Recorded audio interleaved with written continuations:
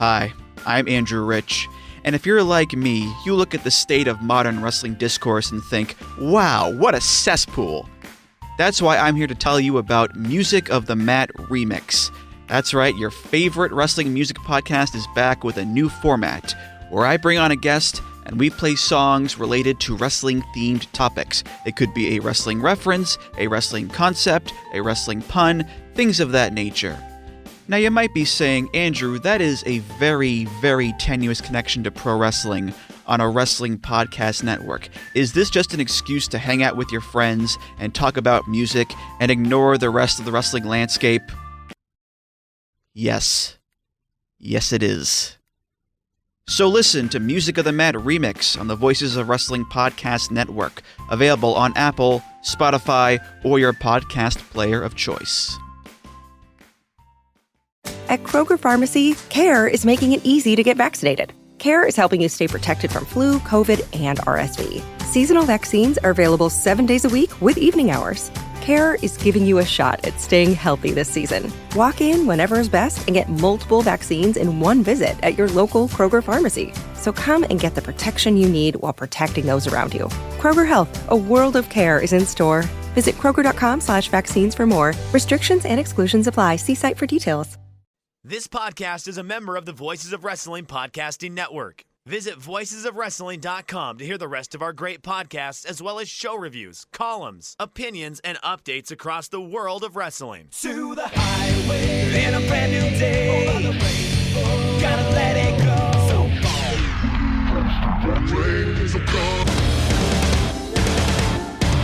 Fast to finger down. Dance tonight together. He'll have him on the stage.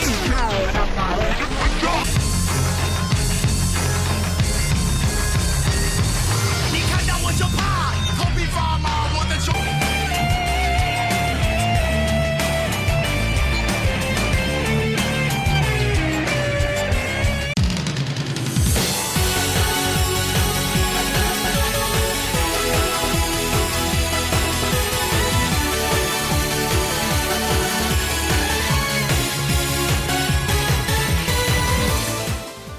Welcome back to Open the Voice Gate for November 5th, 2024. We are members of the Voices of Wrestling Podcast Network. You can find us on the Voices of Wrestling podcast feed or on our own dedicated Open the Voice Gate feed on all podcast platforms and applications. You can follow us on Twitter at Open Voice Gate. If you'd like to donate to the show, click the link in the show notes. It'll take you to our redcircle.com landing site. Click the red box that says sponsor this podcast. You can set up a one-time or recurring donation. No obligation whatsoever, but we would like to thank all of our previous donors.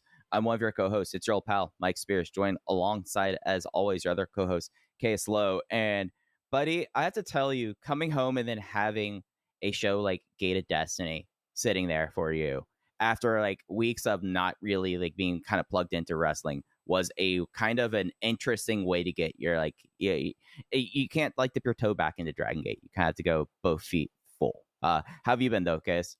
I'm good. Let me say up top, congratulations on your nuptials. Yeah, thanks, and thanks to everyone else who has reached out. Yeah, big wife guy now. It's awesome though. Like I think you were spiritually there already. It's nice to just make it official. Yeah, and it was something that for the two of us, we both were like at where we are in life. We're like, we don't need to like make this a protracted engagement or anything. So yeah, it was cool. And then we had a quick honeymoon. I got to go visit my first ever caldera, Case. I don't know what that word means.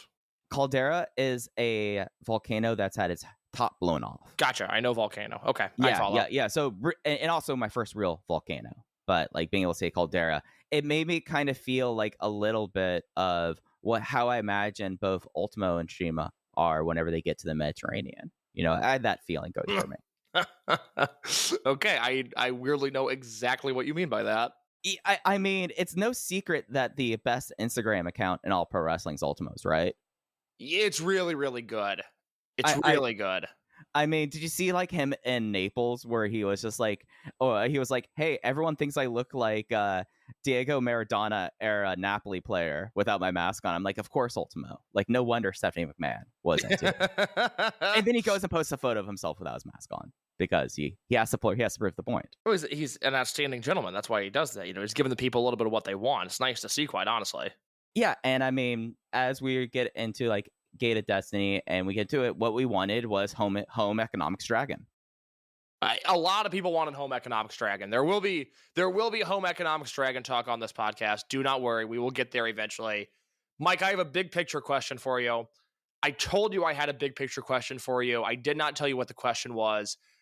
I don't know if this is going to take 5 minutes or 35 minutes. I have no idea what your answer to this question is going to be. I wanted to get your off the top of the head thought on it. I didn't want you to think about it much. All right. I just want to throw this question your way. And I should note before I ask this, we are, of course, recording this before King of Gate kicks off, which will be Thursday of this week. This episode will come out on Wednesday. We will not see a ton of King of Gate. It will perhaps impact this question less than it would under the last few years when we've seen a lot, if not the entirety of the tournament. My question to you, as we sit here the first week of November, what could end up being a really dark day in American history, TBD. In 2024, who is Dragongate's most outstanding wrestler? Who is Dragongate's most outstanding wrestler?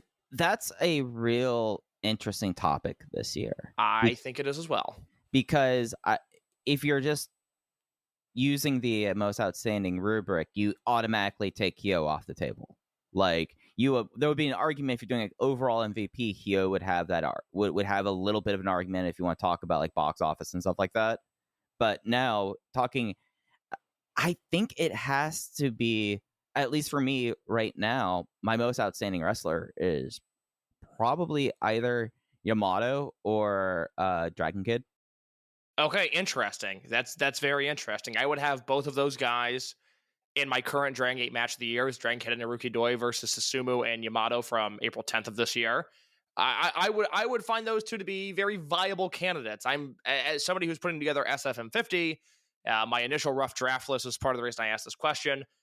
Yamato doesn't have the deepest catalog, but I also think he's been exceptional at being Yamato this year, and that really goes a long way with me. Yeah, and I even think with the feud with someone like Kota Minoura kind of eating up his time, like the Puesta I thought was solid, and especially like looking back now, like kind of sitting with it for a couple of months, I do have some overall questions about it, but when you look at like match output, like you listed that, I still think so fondly of the Yamato Ishin title match. I just think that there's not a whole lot of actually, here's a question for you to kind of answer to kind of illustrate my point. What's your highest star rating for the year? Do you have anything above 4.5 stars? I have Dragon Kid and Naruki Doi versus Susumu and Yamato from April 10th at 4 3/4, and I have Masaki Mochizuki versus Mochizuki Jr. at 4 3/4. Okay. And then I have about 14 matches, it looks like, at 4.5. All right. So the way that I kind of look at that point is you then take it just overall output wise. That's about where I would put things right now. I'm not going to go through like my PDFs to figure out where I have stuff at this moment. But I think that when you like take that dozen or so 4.5 star matches, how many of those Yamato are in? So this is what I think is very interesting this year is I've got Yamato again at one match at 4 3/4, and I have him at exactly one match at 4.5 stars. And that is a match that I guess I'm learning that I'm higher on this than just about anybody else, but that is him versus Kakuta from Dangerous Gate. Okay, I was 4 1/4 on that. Yeah, I really like that. That to me would be my 4.5 star Yamato match. I would have the Bin match from World at 4 1/4. I would have the Minoura Hair match at 4 1/4. Spoiler alert, I would have the Kenoh match at 4 flat, and I would have the Ishin match at 4 flat as well. Those are just the singles matches. He's got a bunch of multi-man tags, but nothing above 4 1/4. So I have a little bit of a dip for you. Like I have 4.5 stars as my highest Dragon Gate match of the year, Mochizuki versus Mochizuki Jr. But then I just have a lot that are either at 4 flat and 4 1/4, and the person who I'm just right now thinking about it appears more often than not is Yamato. And I do think that this is a way for me that I think I'm higher on this title run than you, just by the fact that I was 4 1/4 on Yamato and Kenoh and was close to 4.5. So I love this title run too, but I do get the sense that maybe I'm a little bit lower match quality wise than others, but I really think Yamato's doing a great job. So if you go back over the last 4 years, 2023 to 2020, I've got my top 3 Dragongate wrestlers as they finished on my FSM 50 ballot, and I want to go through these before I bring it back to the 2024 discussion, if that's all right with you. Yeah, go ahead. So 2023, we'll go in this order. I had Shun Skywalker as the 3rd best wrestler in the world, Madoka Kakuta as the 5th best wrestler in the world, and that was a hot take, and Yuki Yoshioka as the 10th best wrestler in the world. 2022, I had Shun Skywalker as the 2nd best wrestler in the world, Yuki Yoshioka as the 6th best wrestler in the world, and Dragon Dia, who I have a lot to say about him on this show, as the 7th best wrestler in the world. 2021, Shun Skywalker, 3rd best wrestler in the world. Yamato, 6th best wrestler in the world. And then Coach Minoru and Jason Lee I had at 11th and 12th, respectively. 2020, Naruki Doi I had as the best wrestler in the world. He was my Flair Thez and my most outstanding vote that year. Kaito Ishida, How the Mighty Have Fallen, the 7th best wrestler in the world. And Ben K, your 11th best wrestler in the world in 2020.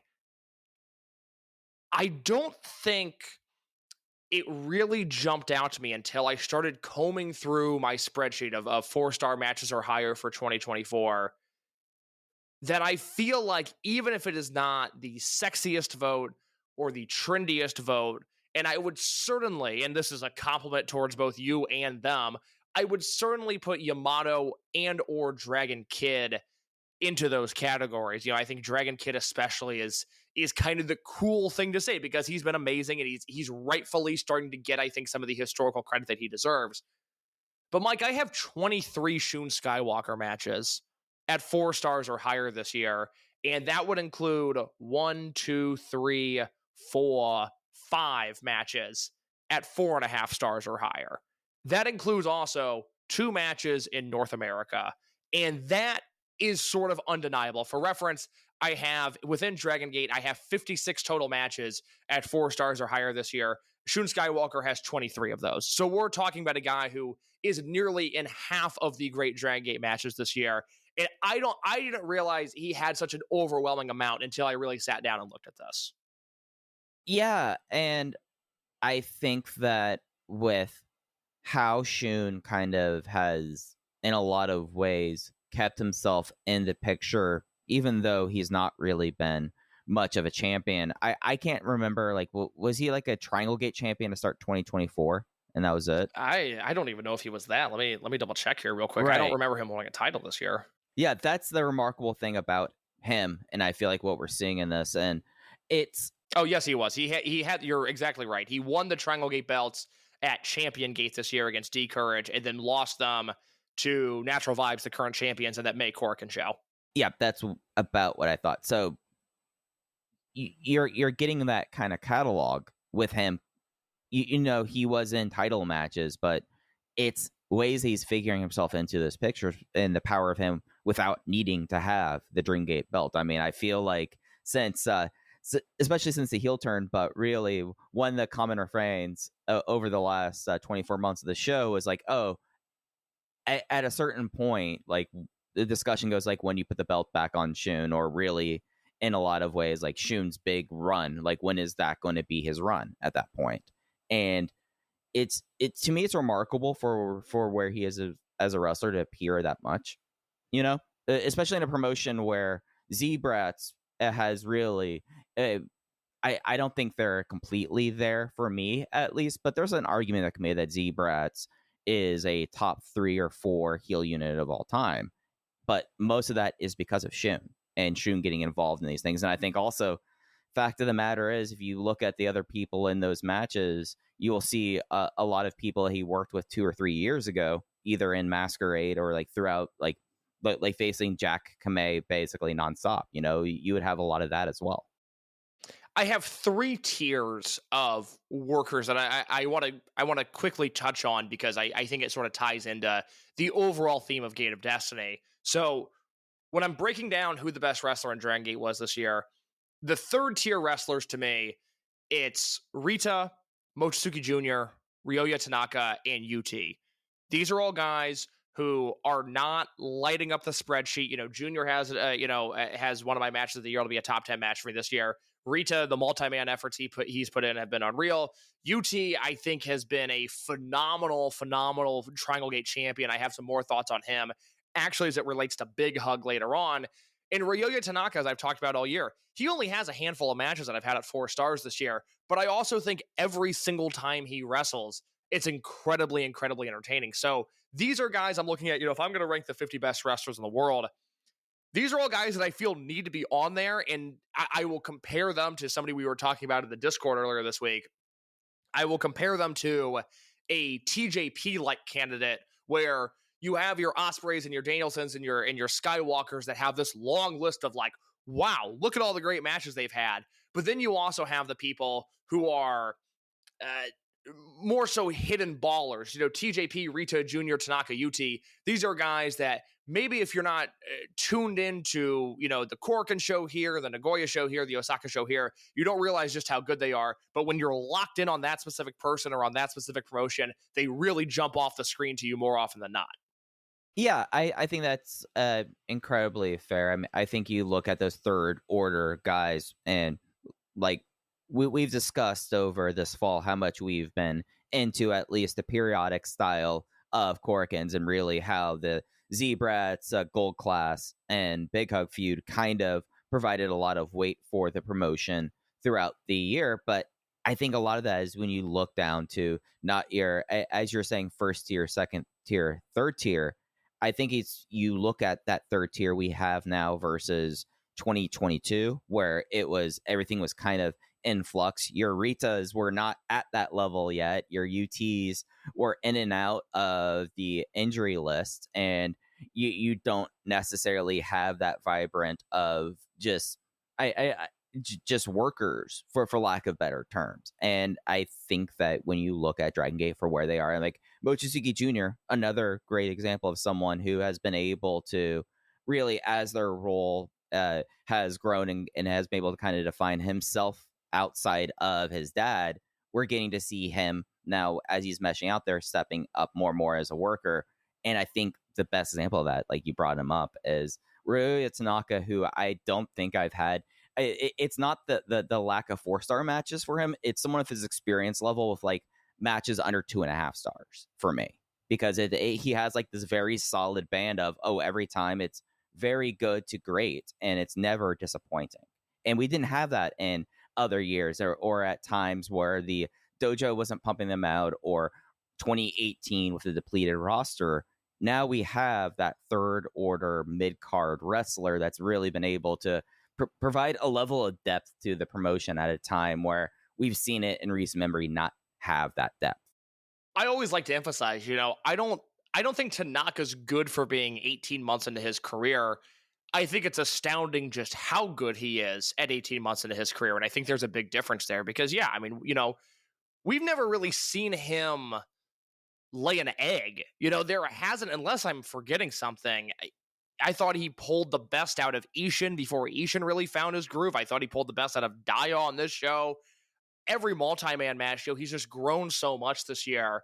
I feel very strongly, whereas, of that 4 I mentioned, I think realistically all of them should be in my top 50. UT might be the one that falls off just because of some other names that I might want to include, but yeah, I don't know. I look around the wrestling world, and I don't think there's 50 better wrestlers than Ryoya Tanaka. And again, we're 18 months into his career, so that's a pretty scary thought. And I think when you like look at making a list of like 50 greatest wrestlers of the year, the fact that you are talking about promotion putting in those third tier wrestlers, even if it's like the 46th through 50th picks, that really shows again like the riches of a roster depth in the same way. Because like if you would contract it, Case, in a way, and this is just my stats nerd kind of going out there and go like, all right, by promotion and appearances there, I would argue that when you get to that kind of state, at maybe CMLL for you would not be seeing that level of depth appearing on a list like that. Yes, yeah, I would agree with that. Second tier, I've got number of 4-star matches or higher with these names because I think this is relevant to this conversation. I would have Yamato, who I've got at 12 4-star matches or higher, but I think Yamato's had a better in-ring year than the other three guys I'm about to mention. I would have Hyo, who's had 15 matches at 4 stars or higher this year. I would have KZ, who quietly, once again, has been utterly phenomenal, and he's got 16 matches at 4 stars or higher this year. And don't look now, Mike Spears. It might surprise some people to hear this, but within Dragongate, I've got Luis Monte having 16 4-star matches or higher. And I think that as we're getting away from his Dreamgate run, and then also, I mean, now Big Hug's dead. I don't think that's a spoiler if you're 18 minutes into a Dragongate podcast. You probably, with that, you would think that the other kind of accolades would pull him down, but you look at how he entered 2024, and even with the work where, I mean, when we talk about Big Hug and the times that they would have either the trio or the pair, the kind of opponents they would be going up against, and like the fact that for someone like Hyo, who had his career year this year, it makes sense that Luis Monte would show up in that kind of position to me. Yeah, it's one of those where, I think he's probably the weakest of this bunch, and that goes into things that aren't entirely in-ring based. I think a lot of people, myself partially included, were disappointed by his Dreamgate run, and there's everything that is the Big Hug cloud hanging over those three guys. It's a little hard to rate Monte on something like this because even if the in-ring has been so good, there's been so many questions about the other things going on in his career that, again, people might not realize. Like, hey, this guy, on top of the Kiyomiya match that I thought was utterly fantastic in Noah's N1 tournament, this is a guy who kind of time after time continues to pump out these really, really good matches. I have in my top 10 Dragongate matches this year, I have 3 Luis Monte matches right now. I have Jackie and Jason versus Hyo and Monte from March 6th. I have the 4-way tag from Kobe World, and I have Monte versus Skywalker from Gate of Origin this year. Those are all top 10 matches, all at 4.5 stars for me. So it might not seem like it, but Luis Monte's had a great year. Yeah, and I think that when we look back in 2024, it's going to be such an interesting way, like where things go from here for a lot of these people like Luis Monte, because if you like look at the code or how they're trying to portray him and how things were hoped to be, it's not like that it was for a lack of trying or like kind of positioning him out there. So who's to say, like, as we get away from 2024, I mean, Case, think about Naruki Doi's image as a Dreamgate champion before 2019. Exactly. Like, we might have a different thing to reassess in 5 years about this year, but I think that by and large, it's going to be this interesting now story about a 10-month unit that kind of that became like the straw that stirred the drink for a lot of it, and then nothing really mattered for them after the cage match. And I should note before I get to this last tier, I'm glad you mentioned Doi right there because there's an inherent flaw with the way that I'm listing these names. Doi's not mentioned, Dragon Kid's not mentioned, Yamato only has 12 4-star matches. I think those 3 guys are going to be top 25 wrestlers for me this year. Doi might be top 15 just because of his All Japan stuff and the fact that he is just an utter joy to watch whenever he gets into a pro wrestling ring in 2024. I think Doi and Dragon Kid, it's funny that they're teaming together because I think this feeling is very individualistic. It's just been pushed on both of them at the same time, where it's a mix of, I think, the Japanese wrestling scene being depleted, their longevity, going on for as long as it has. And I think people just sort of smartening up to this idea that, like, wow, these are 2 all-time great wrestlers. These are 2 guys that we really shouldn't take for granted. And by and large, I think they wrestled for 24 years being taken for granted, and things have finally changed this year. And so that's a great note. So again, there's inherent flaws in this list, but I find the star rating metrics to be very interesting here, especially as we get into the last 4 names I'm going to mention, one of which I will say I've got a list of about 65 wrestlers right now that I'm considering for SFM 50 this year. One of the names in this tier I did not have listed when I did my initial draft, which is crazy because in hindsight, it is so obvious that they have had such a great year. They deserve representation on that list. I have Ishin at 17 4-star matches or higher this year. What a year for Ishin. Good for him. I have Jackie Kame. A lot of thoughts on him in this episode. I have Jackie Kame and 18 4-star matches or higher, with 11 of those coming during his time in Natural Vibes, which is an insane thing to think about. There's a reason that for the first 4 months of the year, we said it was Danielson, Ospreay, and Kame. Those were the 3 guys that were leading the charge in terms of great wrestling matches this year. And then, unfortunately for Kame, the next 6 months happened, and here we are. It's just been a very bizarre year for him. We have a ton of thoughts on that to share later on. Number 2, because Shun Skywalker has 23 matches, he's the one that I think is once again going to be a top 5 wrestler for me this year. The second most 4-star matches this year, tied with Jackie Kame, 18 4-star matches. Mike, do you have a guess as to who it might be? Kota Minoura. It is not Coach Minoura, although Coach Minoura, it's a weird one. Kind of a sneaky good year, but not somebody that I consider to be one of the top 50 wrestlers in the world. Not somebody I'm ever sure I will ever feel that way about again. It is, however, somebody who used to team with Kota Minoura. I have 18 Jason Lee matches at 4 stars or higher this year, and that blew me away when I looked at it on my spreadsheet. It should be noted also, only 6 of those came during his time in Natural Vibes. We are talking about a guy who turned heel and got better, and it is incredible to see. Yeah, and I think you'll see even with those, that disparity, was it 6 to 12, basically? Mm-hmm. Yep. 6 to 12. How many people show up in those matches as either partners or opponents without it? Like, he, in a lot of ways, he kind of got the programming like one would want to if you want to have really great matches, because he's been kind of feuding with the guys he's had the best chemistry with off and on for the last 11 months. In a lot of ways, you get a lot of Jack in there, you get some Minoura in there as well, Monte and Shun Skywalker. Yep, that's pretty much it. And it's a very reminiscent of the Pac heel turn from 6 years ago. This is when he was still sort of the head of 205 Live at this point. The king of the cruiserweights. King of the cruiserweights. And we had all been watching Pac for years and years and years, and we all thought incredibly highly of him. But we all knew Pac as one specific thing, and I think we were all satisfied with that thing. We all loved that thing.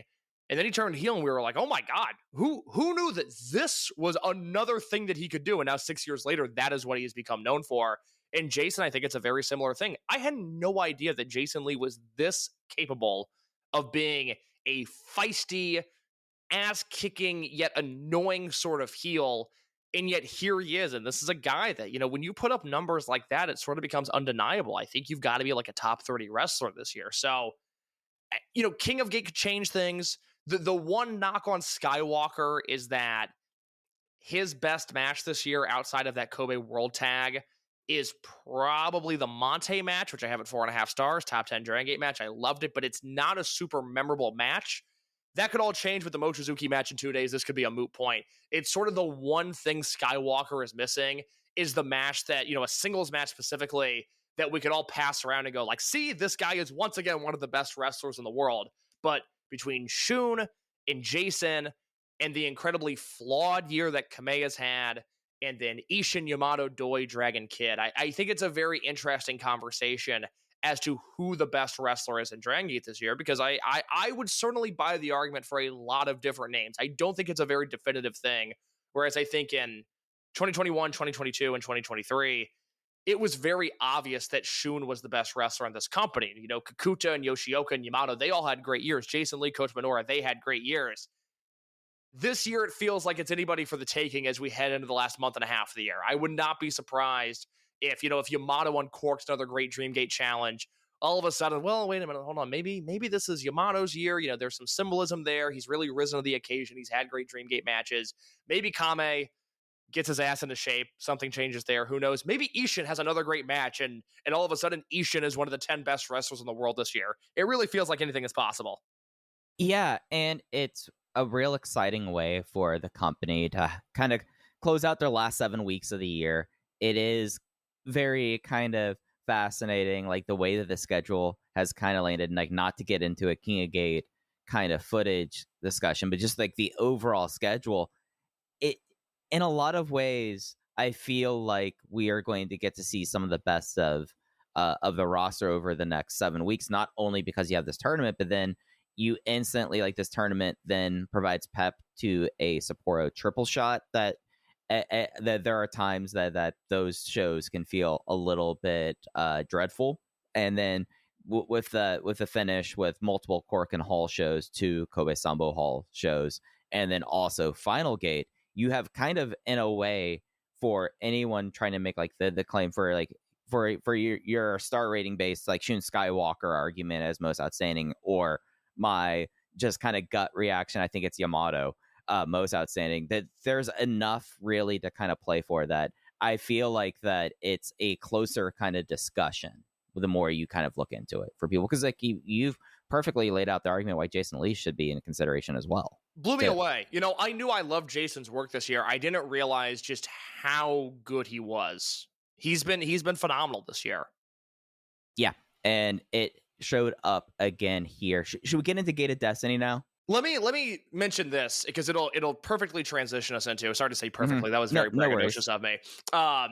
Because that was a perfect transition coming up here. But I think this is worth mentioning. You know, my written review for Gate of Destiny, it will either be posted just before this podcast goes up or shortly after this podcast goes up. It's sitting in the drafts right now. Both will be up on Wednesday.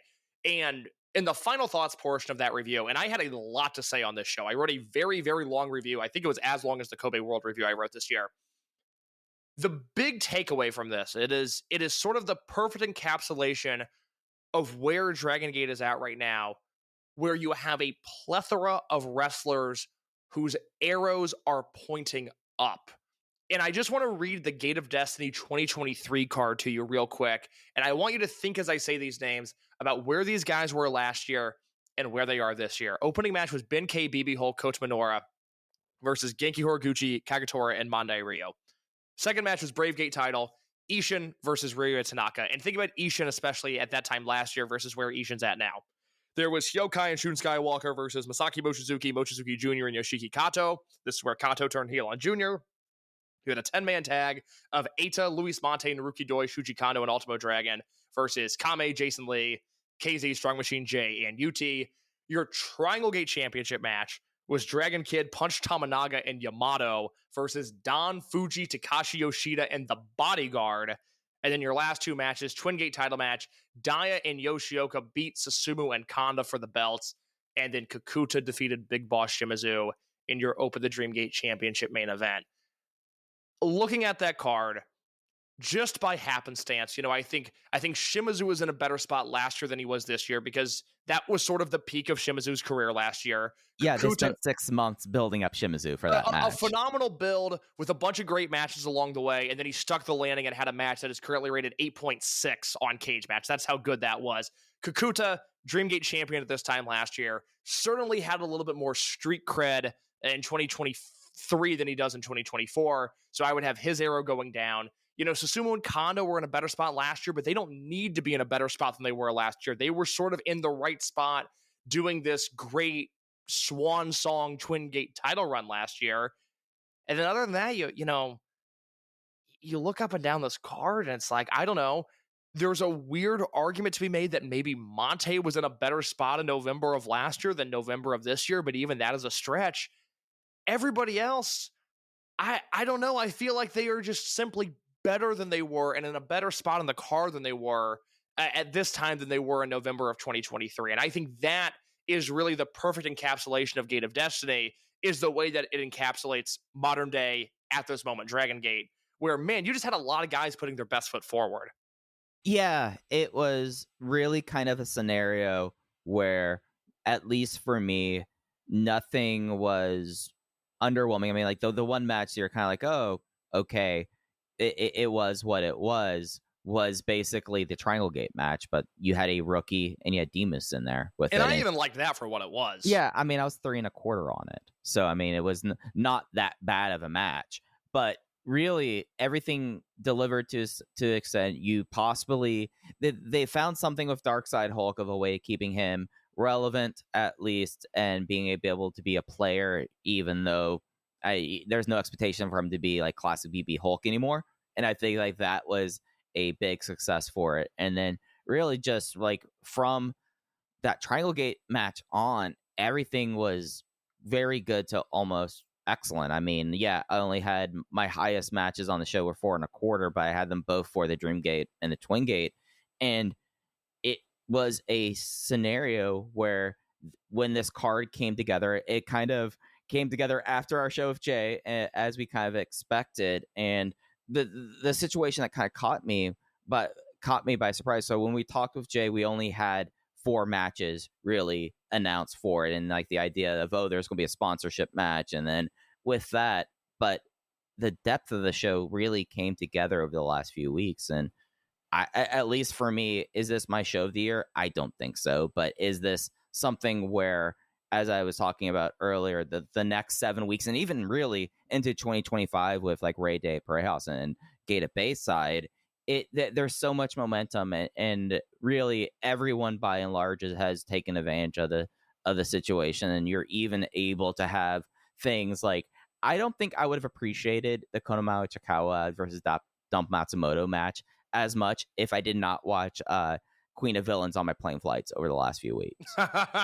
Like there was a level of that was like, all right, there we go with this. But yeah, no, I'm totally on board with you on this. Business wise, attendance was up in comparison to last year. And I think this is kind of an interesting kind of point before we get into like the depth of it. Last year is 2408. This year 2686.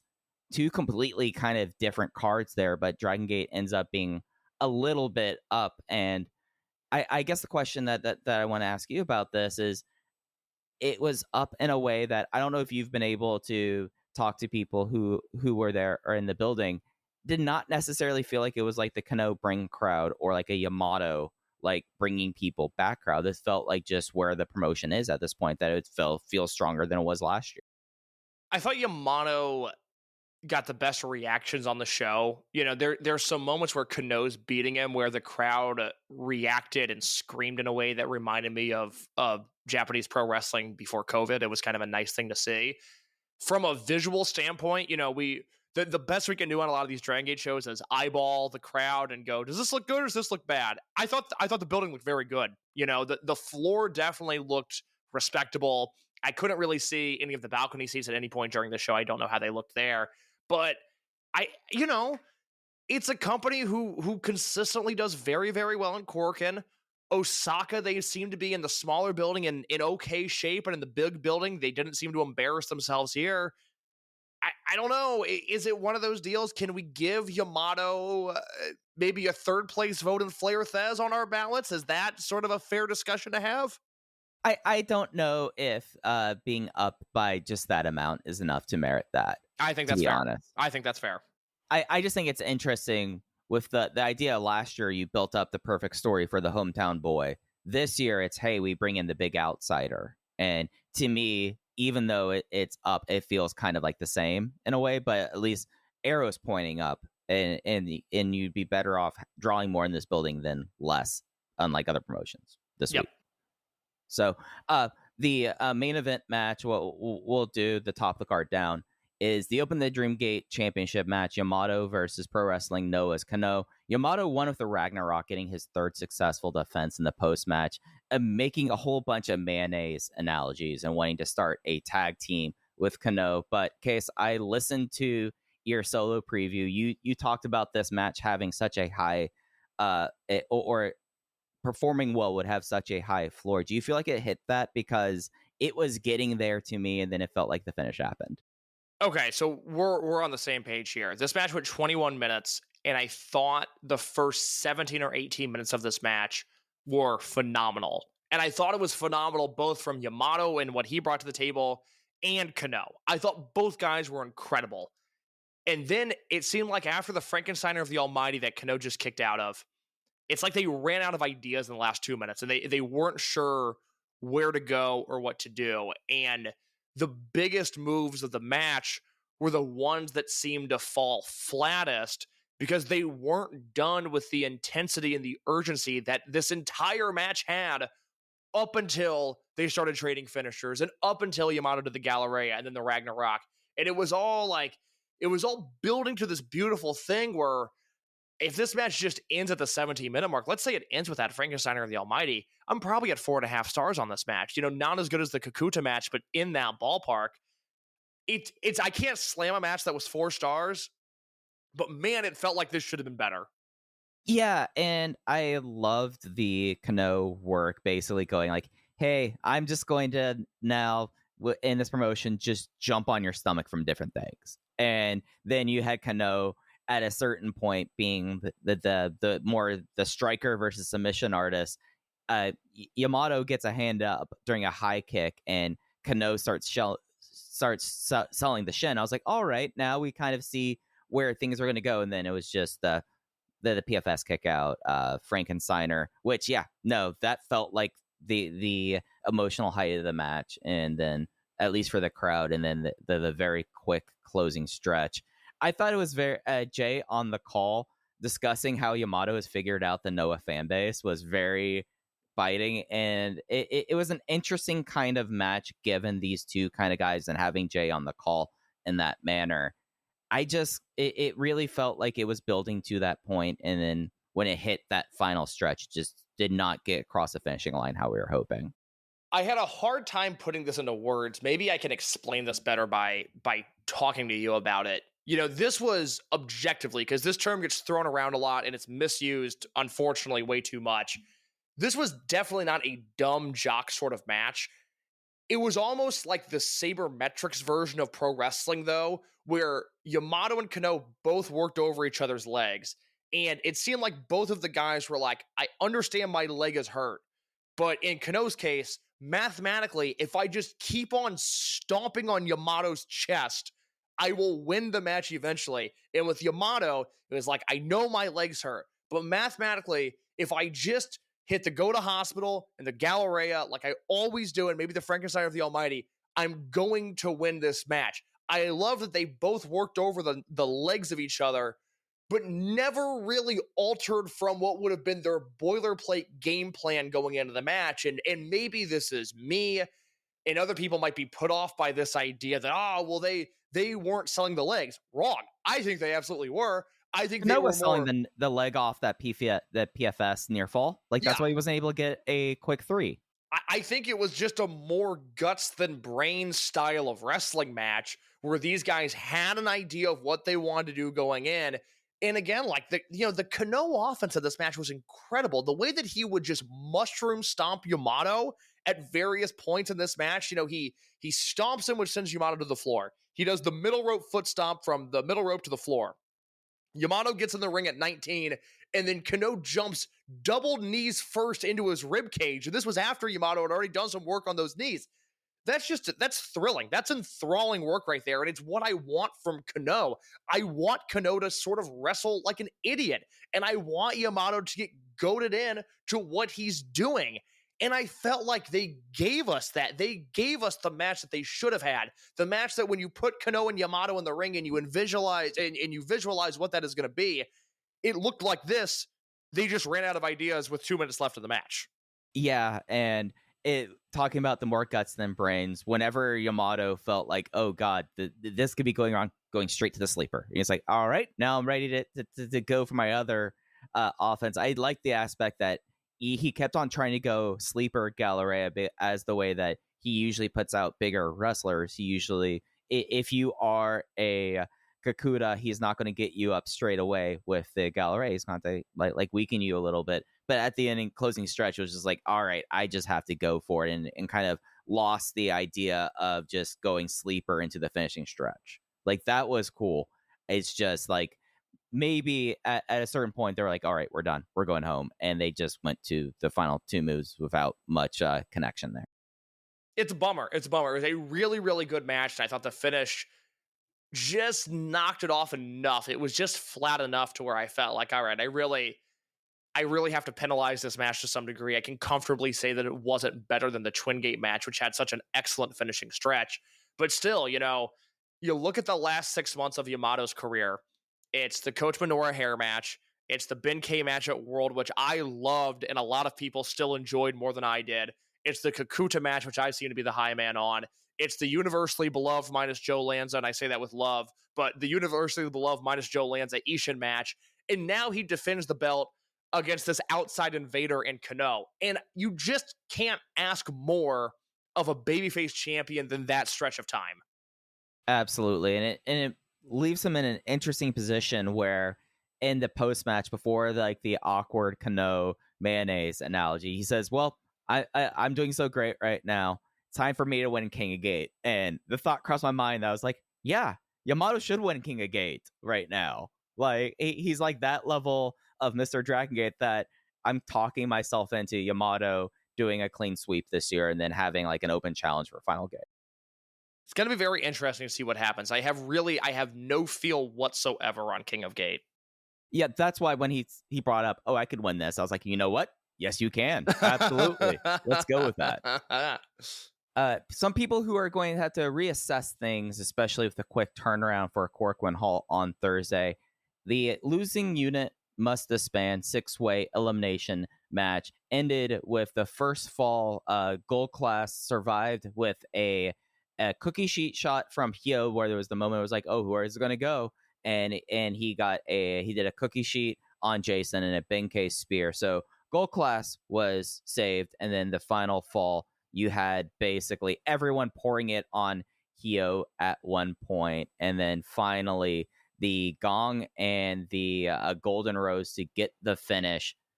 Big Hug is dead. In the post-match, Ben weirdly proclaimed that Gold class is over as well, but it turned out that he walked it back after Hyo chewed him out in the ring and then later backstage. It's only the beginning of Gold class case, but it's now the end of Big Hug. Big Hug is a really fascinating unit to analyze. They exist for about 6 months as Hyo and Monte as a tag team. They add Jackie Kame in May. We all think that the promotion is going to be defined by Big Hug for the foreseeable future. And yet here they are in the month of November, getting essentially erased from history at the hands of Kota Minoura. The best analysis I saw in the fallout of this show was that the three individuals of Kame, of Hyo, and of Monte were all individually over, and Big Hug couldn't have been colder. And I find that to be a very astute point. Yeah, I think now with like the power of hindsight, they kind of ran out of ideas with them after Kame joined. Didn't even give them their own theme song. The logos just kind of weren't really encouraging, and it just at the point where they really should have blossomed, getting Kame after Dead or Alive. That should have been hitting the ground running. Who's your fourth? Where's your unit at? They just completely stalled. Mike, it wasn't a ridiculous conversation in May to think that Monte and Hyo would be Twin Gate champions while Kame would challenge for the Dream Gate champion. That was the vibe of this unit when they picked up Kame in May. Yeah, and instead they are completely dead and dusted in November. It hasn't happened. Like think about units in history, and even the really weak ones. The weak units, I mean, Overgeneration lasted forever and had like CK1 title run. You can't say anything that Big Hug had done that Hyo and Monte did before Big Hug was an official thing, because they already were champions when they proclaimed the team. Yeah, who are your weak babyface units in history? It's Typhoon, simply for the fact that they were messy. It's Overgeneration. Maybe Kamikaze, but they don't really fit the bill. Tozawa Juku was low ranked, but it was a comedy unit. Yeah, we're talking about Luis Monte and Jackie Kame in 2024. The expectations were much, much higher for them than they ever were with anybody involved in Tozawa Juku. I would argue whether Tozawa Juku existed or in the fallout of that unit, the expectations of Kame this year were just as high as the expectations we ever had for Tozawa. Yeah, this is a really... I sat down and thought about what went wrong here, and I think the biggest takeaway that I have is it's not that Big Hug or the way that they were booked. I don't think there was anything objectively detrimental that they did or that was done to them. This was a unit that failed via comparison. Because what you had, you can remove D-Courage from the equation because they've sort of been off in their own universe all year. They've had the growth of Tanaka has been a great story. Daya went to Super Juniors, won the Brave Gate belt. Okay, cool. Kakuta's just been a guy this year. He was the 5th best wrestler in the world to me last year. I wouldn't consider him for half a second for being in my top 50 this year. It's just been that sort of year for Kakuta.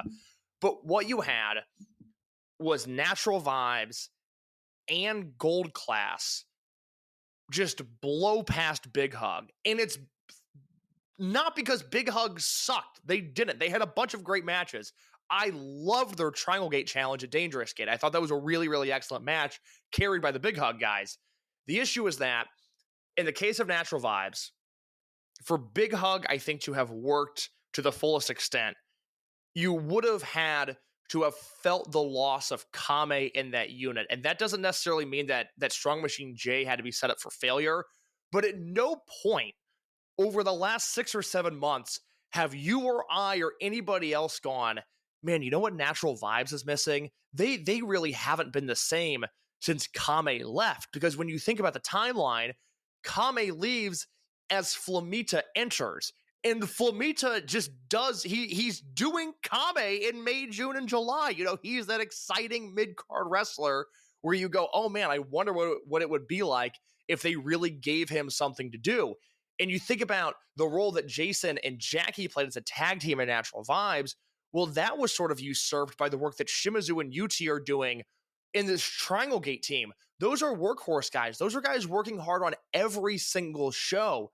So you never felt like Kame leaving Vibes was a blow to Vibes because they haven't lost any momentum. Strong Machine J, just by being there, has been a very good leader for this unit because KZ's having great matches. UT and Shimizu are doing their thing. Flamita is just this feel-good, phenomenal story this year. They are good. Vibes is in a great spot.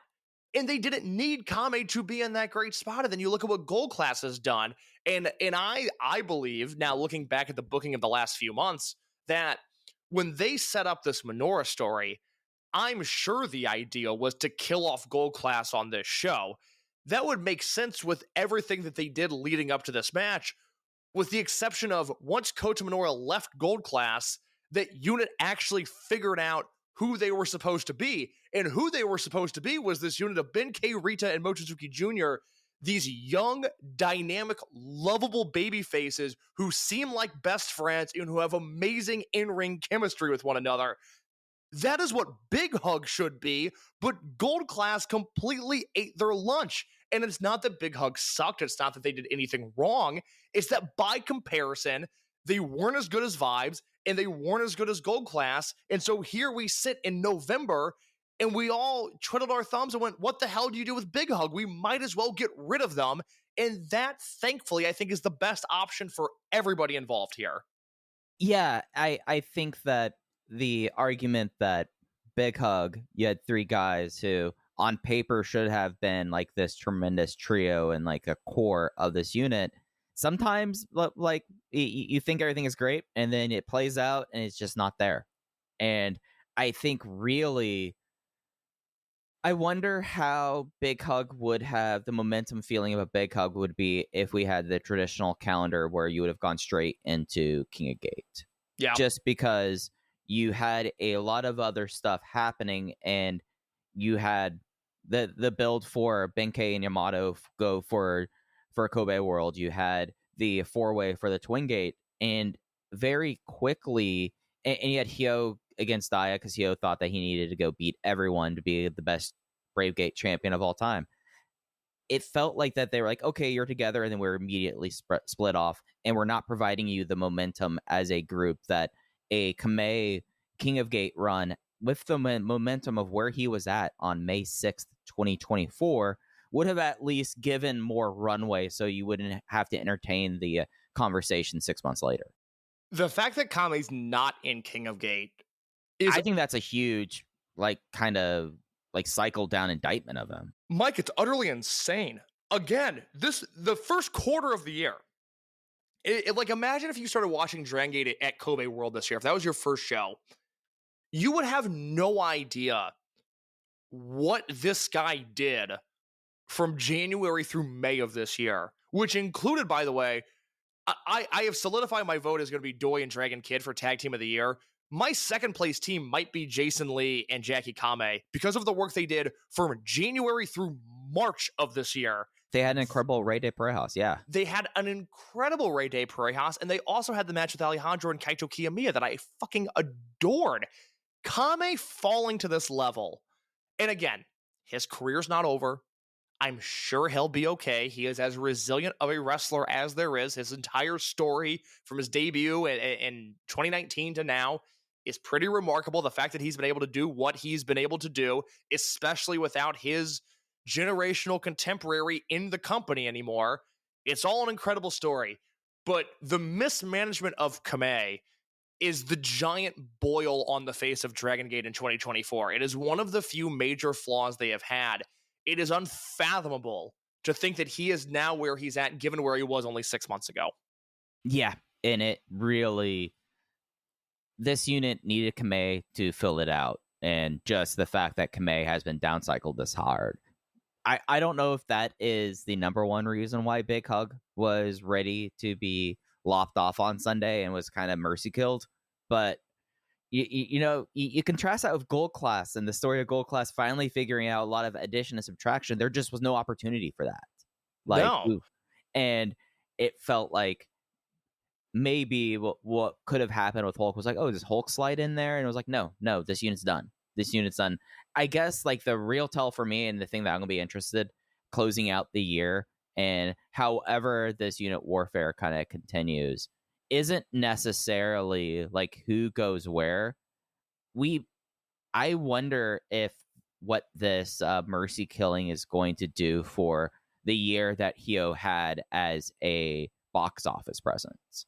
Because since he turned face last November, after your traditional draws, your Yamato, your Dragon Kids, he was the next one there, if not overtaking them in certain fan categories. I know they did another one of their headshots, and guess what? Hyo was number one with this. How much will that momentum be curtailed, or how that's going to change coming out of this situation is going to be really fascinating to me, because I feel like Monte, we're going to probably have an idea what Monte is going to be up to, where he will land in. He will probably not ever be the number 2 in a unit again, but we know where he's going to kind of land. Kame might be off to the hinterlands with the way that things are going there. But the question for me goes then really to what happens with Hyo and his momentum, because I think that as we see 2024 coming to a close, if it's not the number one, if the number one story is Yamato getting his groove back, number 2 is the rise of Hyo, and how did that change now? Why choose a Sleep Number smart bed? Can I make my side softer? Can I make my side firmer? Can we sleep cooler? Sleep Number does that. Cools up to 8 times faster and lets you choose your ideal comfort on either side, your Sleep Number setting. And now, during our Veterans Day sale, save 40% on the Sleep Number Special Edition smart bed, plus free home delivery with any base. Ends Monday. To learn more, go to sleepnumber.com.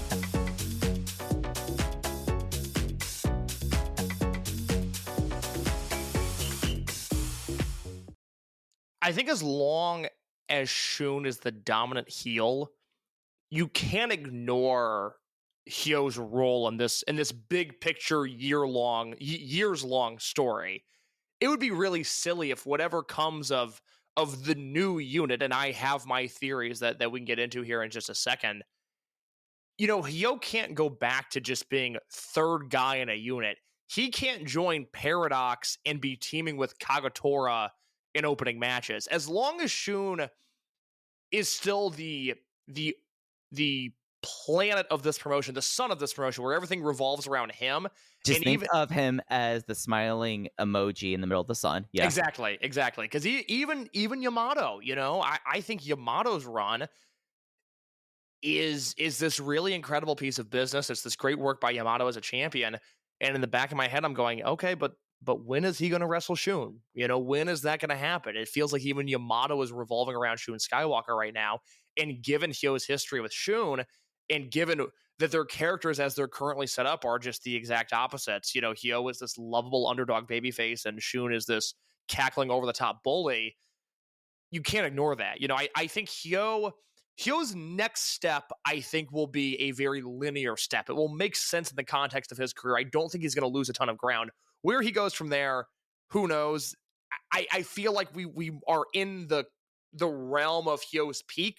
I don't think it's over just yet, but I don't know how much longer we have to go with it, if that makes sense. Yeah, like that's kind of where I'm coming to. Is this something where it's like, okay, now we have, over the year, Hio has now become, if not, but I'm looking at the Gated Destiny poster right now, Case, and Hio's not in the middle, but if you've seen these posters for long enough, Case, you could tell who right now is considered box office and who is, fleshing out the roster, right? Like, Yeah, I mean, look, Mike, everybody we talk to goes, you wouldn't believe how over Hio is on these shows. Is this going to be something where this slowly peters out and he has like this position here, or is it going to be a stiff drop? Like, that's going to be the interesting thing to me. What do they do with Kame?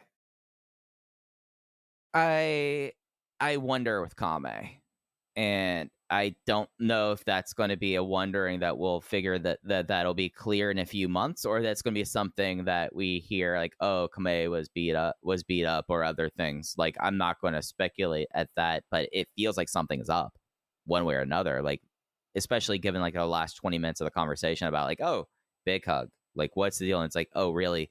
Kame never was the spark plug, or the Kame that we saw on May 5th, and it was not the Kame that we had for the remaining 6 months. Like, I as someone who, I mean, Kame was my guy out of that class. I wonder, like, how is it like kind of hit this stiff wall all of a sudden, and then you're kind of left speculating in your brain on what it could be, and I don't know. I think you got to turn him heel. That would be the nice spur to change Z-Brats, like, in a way. I think it's the logical evolution of Shun's character, right? He fought and fought and fought for Jason, and eventually he got him. And he has this long history with Minoura, and eventually he got him.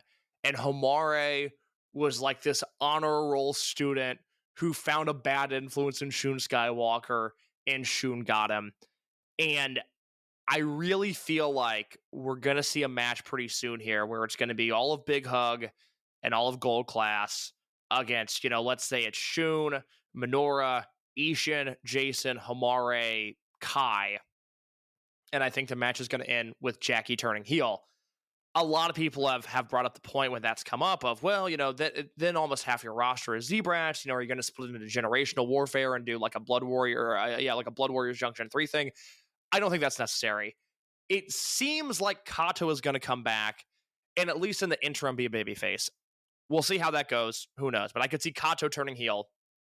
I think Kai is one match away from a babyface turn at all times. That feels like it's going to happen. One match away from Paradox. Exactly. Exactly. There is a Korakuen main event in 2025 waiting for all of us. That is YAMATO and Kai versus Shun and Minoura. It's going to happen. Pencil that in granite. Chisel that in right now. Shun and Minoura, YAMATO and Kai as a Korakuen main event in 2025. And then also, like, people count Valletta as a member of Z-Brats, and he is, but he's not there all the time. So you take out Kato, you take out Kai, Valletta's not there. All of a sudden, you could use another body, and it would be very beneficial if that body was Kame. Yeah, and for where he's at and how fierce of a stall it is, he needs that kind of level shakeup. If it's not that, I mean, he needs to be going to Mexico or Europe, The other thing that I think is really relevant in this conversation in terms of Kame turning heel is Natural Vibes. Vibes now has tied the record for the most Dragongate defenses of all time. They've done it in record time. They're, I think, still 7th in total days as champions, which is very impressive. I think they've got to beat the record. And then I get the feeling they're going to beat the record. I don't know when, I don't know where. And then Kame is going to be in Z-Brats, and he is going to cost Natural Vibes their Dragongate titles. That, to me, feels like the story here. Yeah, no, it does feel like you're talking me more into the Kame heel turn when I was thinking that trying to see where he might be working in the UK in 2025. I think it makes sense. I think Kame and Jason and Homare beating the current Dragongate champions, I think there's real juice to that, and it ties into, why would Kame turn heel? Well, think about what I said about Big Hug. He left Natural Vibes didn't miss a beat. Kame is now 6 months later without a unit. Okay, he's got to turn heel at this point, and he's got to go after Natural Vibes. Yeah. Let's talk about the match itself. Mochizuki Jr. I just feel like we always sometimes lose track of how good he is, and how he was in this open was just like, this is a guy who, like, I know that the joke is Ryo Tanaka was in the lab, was the lab creation for Dragongate. I just really, really just enjoyed him in this match, and just overall gold class throughout it. Jason getting absolutely cratered and still working another 12 minutes was insane with this. Minoura, this was the first time I felt like Minoura felt comfortable as a heel tonight. I really like the work that he's done. It's very funny with Minoura. Like, I wrote about this in my review, where he is so similar to Eita. Like, we talked last month about how Ishin is all of the things that Eita could have been, and Minoura is just Eita, where they want him to be this 1A guy so bad. But the best thing that ever happened to Eita's career was he inherited this heel unit, and then Pac came in, and when Pac was there, he was, the de facto leader. And so when Eita was this number 2, he was awesome. He was a Twin Gate champion with Shimizu, and he had all these great matches, and it seemed like the pressure was completely off of his shoulders. And with Minoura, like, I wouldn't trust him to lead a heel unit. My biggest fear would be them turning Shun face and Minoura heel and giving him a whole heel unit. I think he would flop miserably like that. But you know what? He's a great number 2, and he was great at nearly losing this match for Z-Brats. Yeah, and I think that him and Ishin kind of as a pair, there is potential there for the two of them. Like, especially since Ishin can take care of the mic work and Minoura can just look imposing. The goatee actually, I feel like, helps him a little bit too, even though it's really bad. It looks like when I first started growing facial hair, but it's, he's taking those steps. Where were you at on this? I ended up being at 3 3/4. I was at 4 stars flat. I think it's about the lowest end you can reach on a unit disbands match. But part of that also is, think about the atmosphere of this match when it was the 3 teams involved, and then think about how cold the crowd got once gold class was safe. At that point, any drama and intrigue left the building, because I think everybody in Osaka knew, okay, well, there was a possibility that gold class could end Z-Brats. That might make sense. If Big Hug was the first team to go, and it was down to gold class and Z-Brats, I think the heat would have been astronomical. I think people would have been losing their minds. But gold class got out first, which was the right call in the big picture. And everybody at that point knew, like, either Big Hug is going away, or we're about to see some bullshit, and they're going to force this Big Hug win on us, which would have done more harm than good to Hyo, Kame, and Monte. So that's why this match, I don't think, had the highs that a normal unit disbands match would, because the last 10 minutes of the match didn't have as much drama as the first 10 minutes of the match. Once gold class left, the heat left the building. I know that you said the right move was gold class winning first. Imagine the heat if it was gold class versus Big Hug in the final fall. That would have been incredibly interesting. I think the problem is, I thought about this today. The problem with that would have been, and I wonder if Dragongate sniffed this out, it would have made Kame, Monte, and Hyo look so bad, because you would have been doing babyface versus babyface, but I think Osaka would have been about 99.9% behind gold class, and it would have made all of Big Hug look like a bunch of chumps. And the 1/10 would have been like the Hyo fans. It would have been the girl screaming Kame at every show. Fair.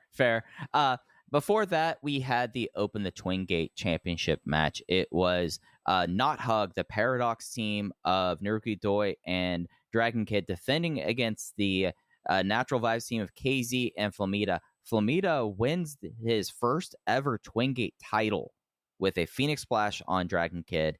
Not Hug fail on their third defense. Flamita and KZ become the 67th champions, and most importantly, Not Hug will continue because they still have not hugged. I've got a question for you. I'm going to steal a line from, I believe, the Saw franchise here.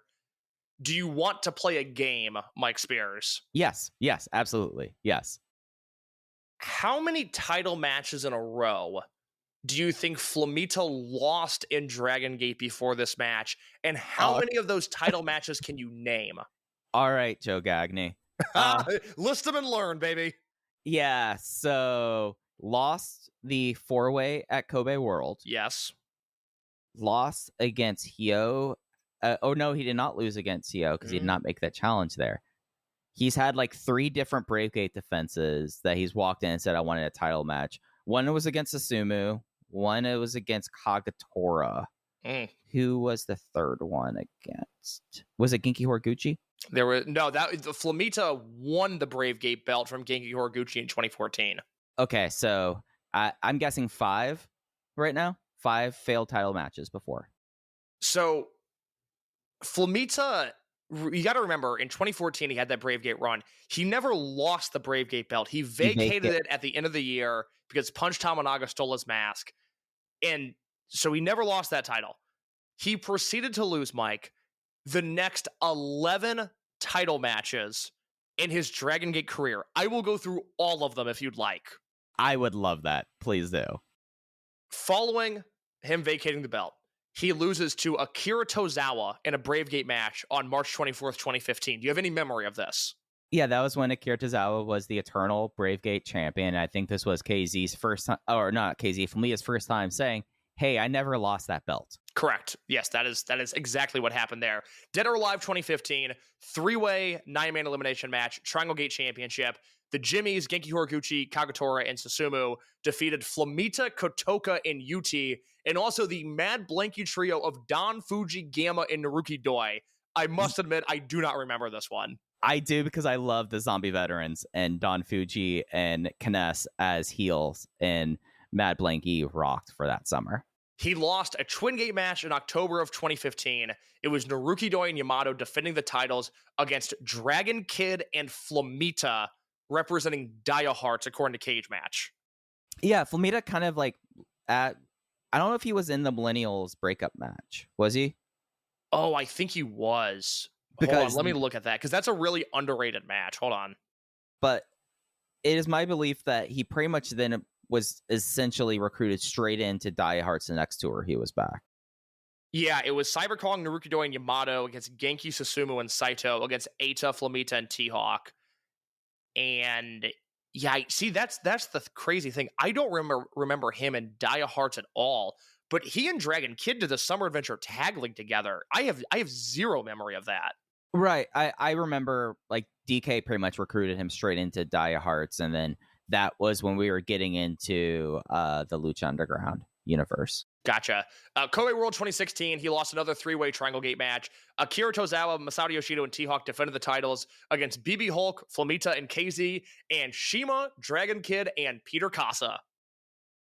Yeah, that's probably like the one match everyone remembers of that Monster Express Triangle Gate run, and also Casa kind of cratering Flamita on a dive. That's exactly. That's a great match where Casa does almost murder somebody. Gate of Destiny 2016, he lost to Eita in a Brave Gate match. I remember that being really disappointing. Yes, I would like to. I never lost the Brave Gate, and now you're the Brave Gate champion. We are former millennials. I would like to face you for the Brave Gate. There you go. Kobe World 2017, you got this one. His Kagetora loss. This one, I don't remember much of. I remember this because I thought this was going to be the rubber match in the series between Kagetora and Takahiro Yamamura. They were having that kind of thing that I was really into and you weren't as much. But and then Flamita showed up and said, it's Kobe World. I've never lost this belt. So I would like to have my Brave Gate match at Kobe World.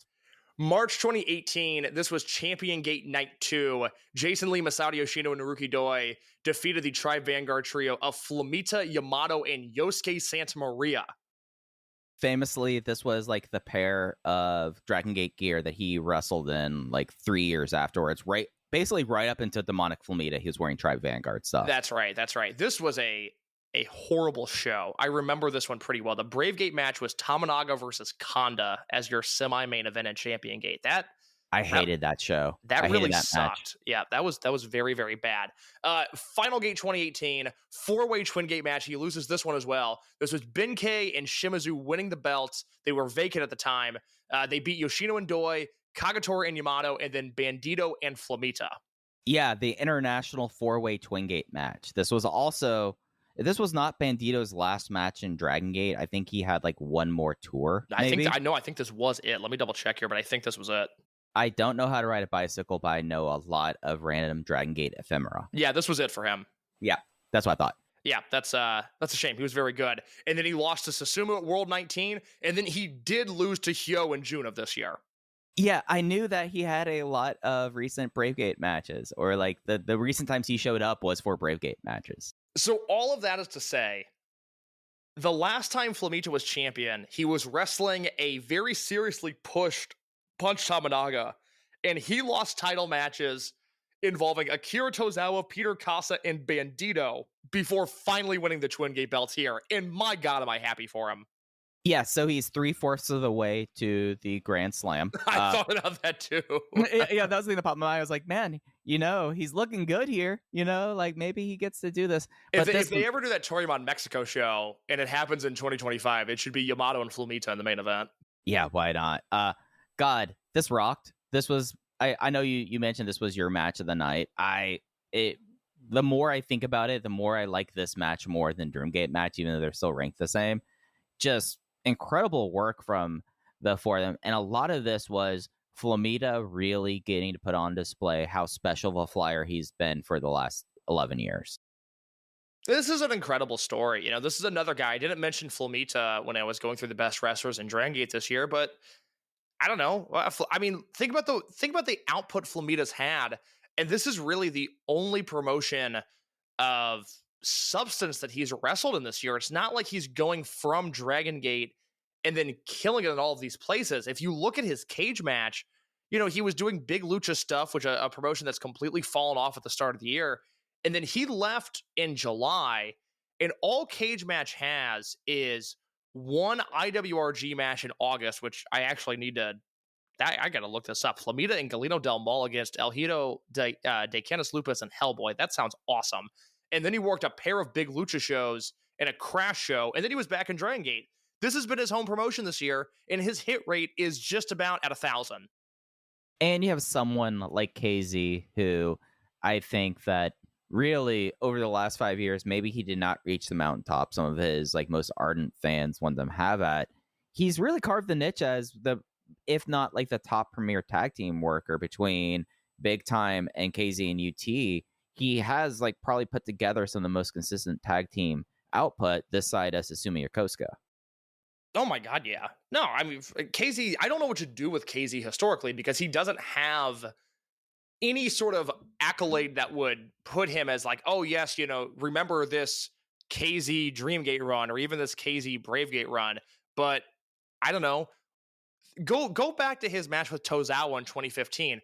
Over the last 9 years, find me more consistent wrestlers on Earth. It's a very short list before you get to KZ.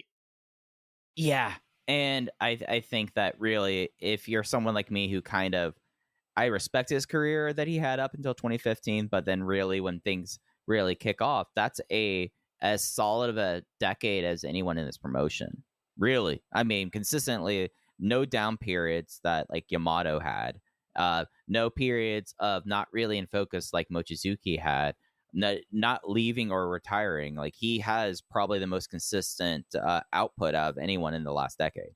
It's him and Shun, and he's got a year on Shun. Not only from 2015 to now, Shun debuted in 2016, but Shun also wasn't around in 2020.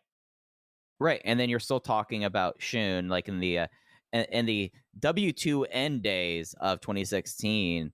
You're really talking about 2017 through 2020 and then 2021 through 2024 too. Yep. So you're talking really about 6 years. I have to note before we move on the final 30 seconds of this match where the doorbell into the flam fly. Not Hug goes for the doorbell. Flamita hits the flam fly. KZ hits the impact on Dragon Kid. Flamita ends the match with the Phoenix Splash. No notes. Perfection. Incredible job by everybody involved. That was the smoothest Ultra Hurricane Rana that DK has hit in 4 years, maybe? I had the same thought. That thing was like butter. That was unbelievable. Yeah, a tremendous Super Frankensteiner reversal. Just 4 excellent tag team wrestlers putting out and having the match of the night. And yeah, Still have Not Hug as my tag team of the year. Still think that they if they're still teaming, we could still probably get some good matches with them to end out that year. But boy, bearing the lead for the other title match, but Natural Vibes just covered in gold right now. Every member of the team is a Twin or Triangle Gate champion. They deserve it. Find me the better unit in this company. I find the work they've all done this year to be absolutely remarkable. I might not be able to find a better unit, but I might find you a better teammate. Madoka Kakuta at ringside for the Open the Brave Gate title match. Dragon Dia versus Ryoya Tanaka. D Courage versus D Courage. Dia retains with the Reptilian Rana after a turned DDT, and all the while at ringside in the neutral corner, not showing favoritism. Yet Madoka Kakuta doing Dia Ryoya, trying to lead calls for both guys the entire match. Perfect teammate. One of my big takeaways from Kobe World was that I felt like for the first time in a very long time, this promotion had lined up all of their champions to where they were the most interesting choice possible. Yamato was the right Dreamgate champion. Vibes winning and continuing to win these Triangle Gate matches, I thought was the right move.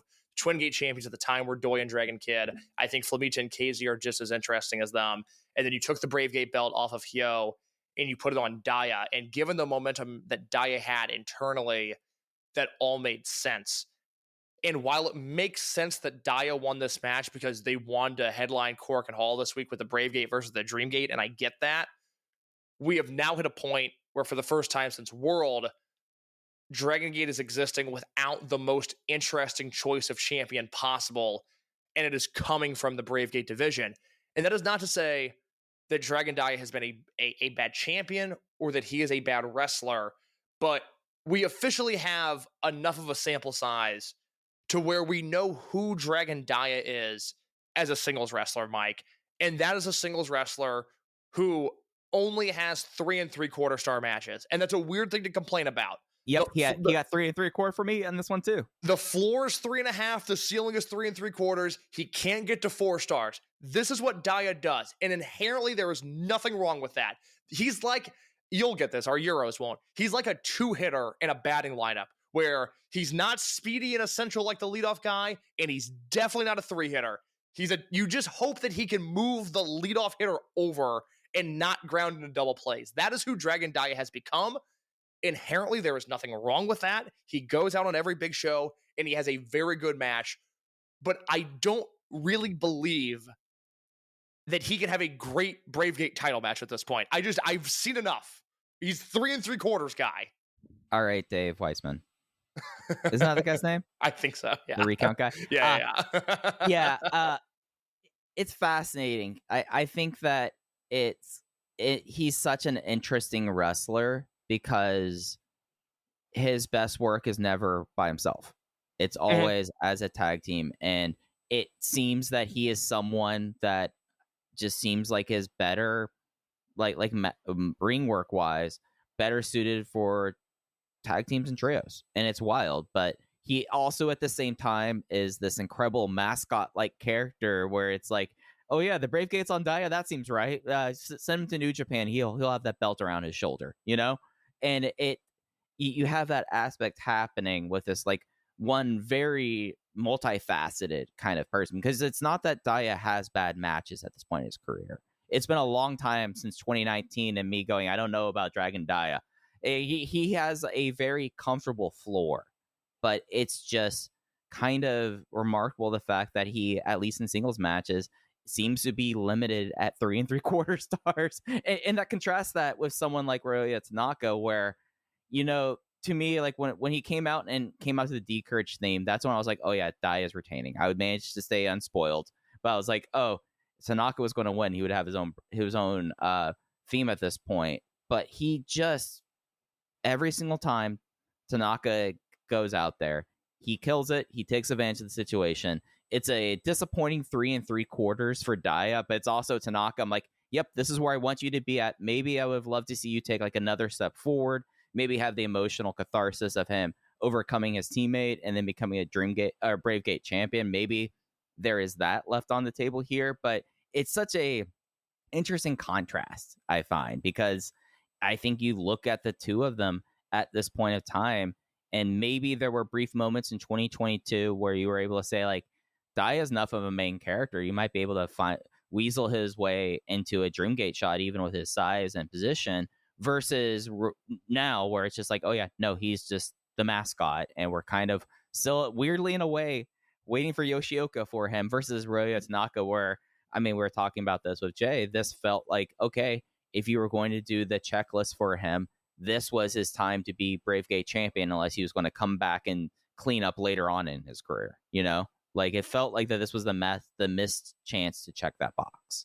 Everything from Daya hitting the vampire scissors onwards in this match was the best that Daya has looked in 2024, and some of the best work that Tanaka has done this year. You have the vampire scissor spot. He goes for the DDT. Tanaka jumps up, one-man Spanish fly.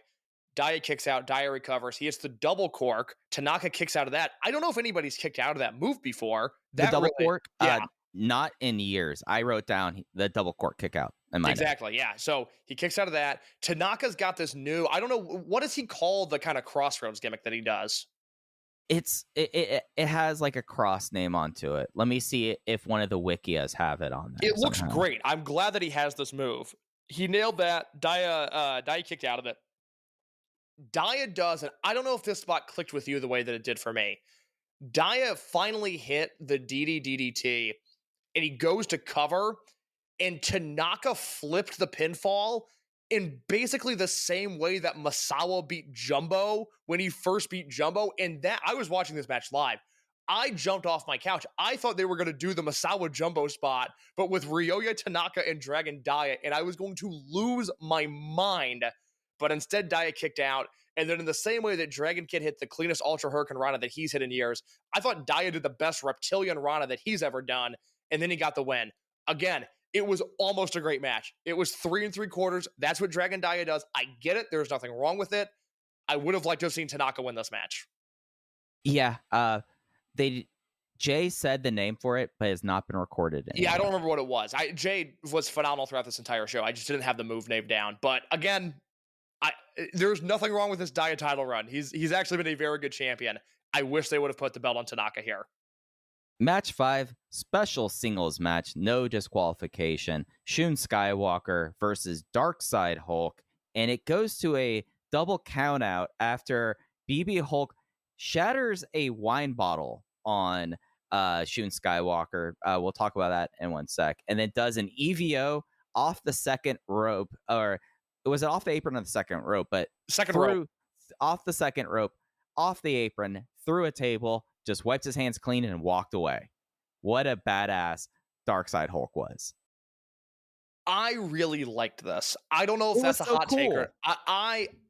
The only thing I didn't like, let me get out of the way what I didn't like. The only thing I didn't like was the opening spot where Shun came out first and then Hulk made his entrance and then Shun attacked him from behind. I thought there were two Shuns and I was going to love that. I think that would be so on brand for Shun. But then I guess the explanation is Shun came out first, but then he ran backstage and then attacked Hulk from behind. That's dumb. That makes BB Hulk look like a moron.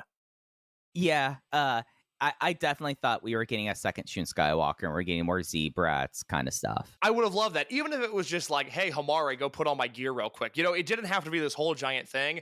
I would have been super into that. Or they just should have had Hulk come out first and had Shun attack him. That was so convoluted and it just made Hulk look dumb. But luckily the rest of the match was Hulk smashing a wine bottle over Shun's head and then doing that EVO to the floor. I didn't mind the finish because it feels like it's the kind of thing that leads to something, and I just don't know what that something is. But they've done their job, and I don't feel like I should overanalyze this and even get up in arms about, well, why was there a double countout in a no DQ match? Should Shun have not just definitively beaten Hulk here? I don't really think any of that matters because I am very intrigued on where they go from here. Oh, I thought all of it rocked, okay. To be honest. I thought that it going immediately, Brawley, we got the forever bad suplex over the top rope, and it was the first time that I was like, oh, damn, that actually makes sense for Hulk to do this because Hulk has lost his mind and gone to Darkseid. Like, and there might be someone, maybe Angry216 might be the one that remembers this. I think this is the only time that Hulk has ever shattered the wine bottle. Ever. I mean, that thing disintegrated. He must have. I mean, the whole Shun Hulk dynamic is fascinating because, yes, it could have been a gimmick bottle, but man, did it look like he fucking cracked Shun over the head with that thing. Yeah, it rocked. And I think that with the idea that we did not see any Shun Skywalker for the rest of the show, I think that having Hulk kind of do that, and I know Jay kind of played up on commentary, it did make it noticeable that there was no Shun involved whatsoever in the disbands match. It's why I couldn't buy into the idea of Gold Class or Z-Brats being the team that loses. Shun had to be involved. Shun had to be involved. And if Shun gets involved in another unit disbands match, I pitched on my solo audio last week. We were just talking about the Millennials disbands match where they did Jimmy's Mad Blanky Millennials, and then a few weeks later they just did Jimmy's and Mad Blanky. I could see them doing that with Z-Brats and Gold Class. And if Shun's involved, all right, then I think Gold Class is going away. But Shun is just too important to so many stories going around to not be involved in something major like that. He still remains the Reggie Jackson of pro wrestling. Okay, I know Reggie Jackson and I know Shun Skywalker. I don't know what that means. Reggie Jackson did a promo during the Mr. October saying that he was a straw that stirs the drink. Oh, I'm in. I'm on board. You're exactly right. I like that comp now. Yeah.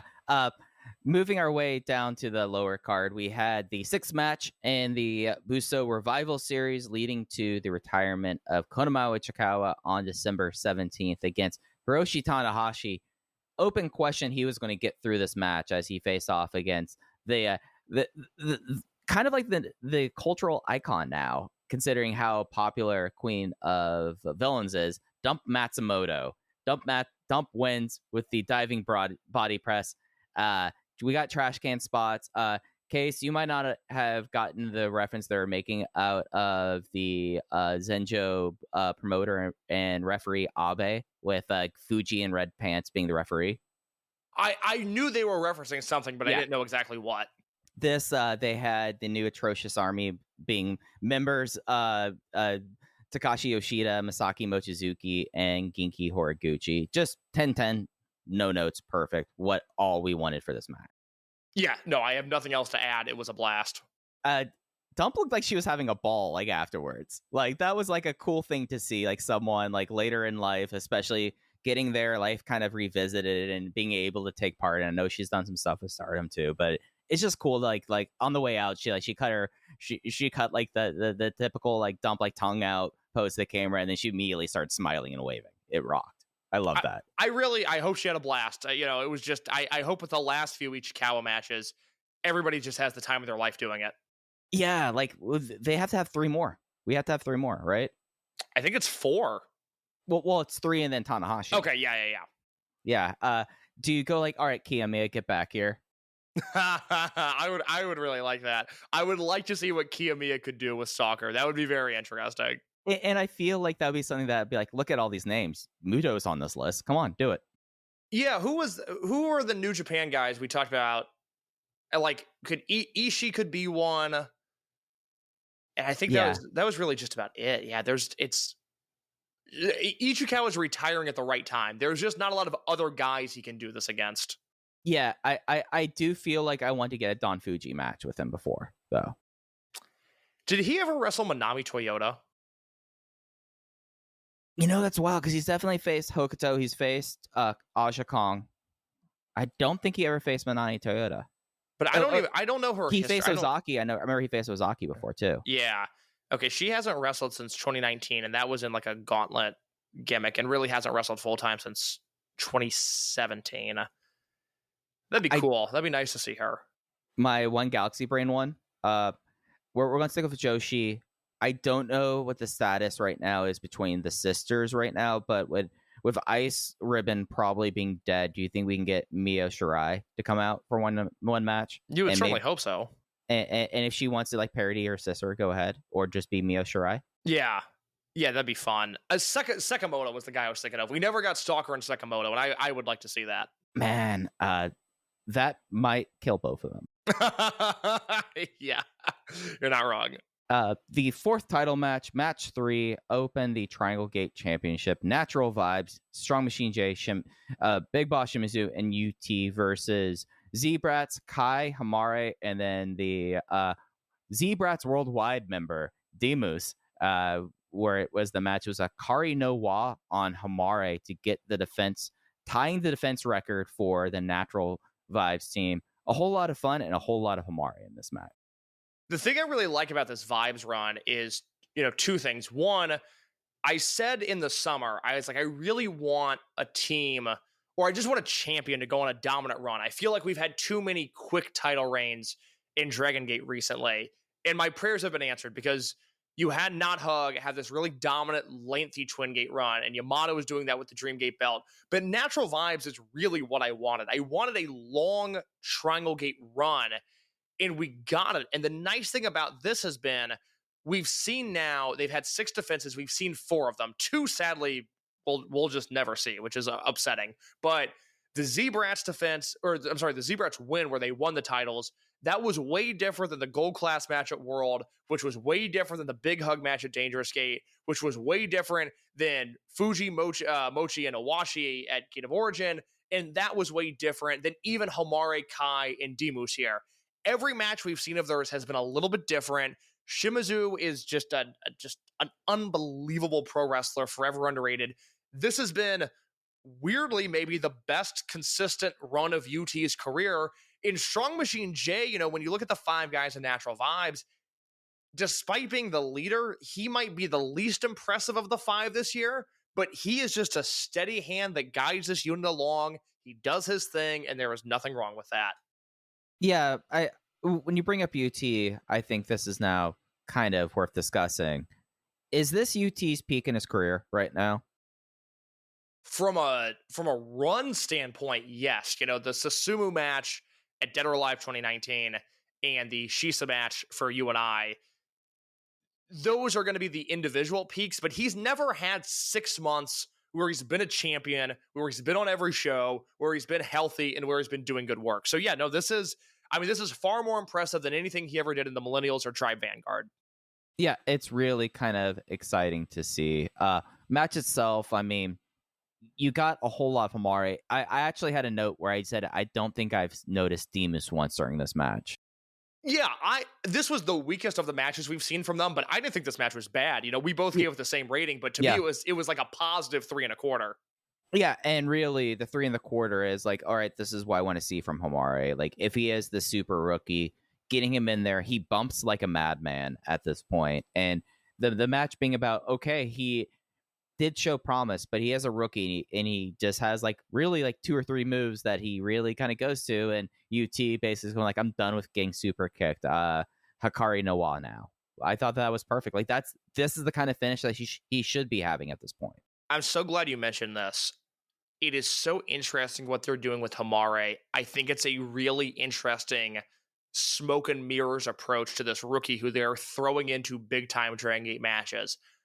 I'm not sure if Hamare is good or not at this stage in his career, but it really doesn't matter because he does 2 spots that look amazing. He does the corner crusher and he throws a million super kicks like it's a Young Bucks 2015 match, and both of them look incredible. And so in my head, I'm like, yeah, Hamare is awesome. Look at this guy go. In reality, he's really only doing 2 things, but he's really good at those 2 things. Yeah, and it's fun to see, at least for someone. And you had the little subtext of Hamare trying to become one of the quickest to championships happening in this one as well. We get to the touch football match of the night.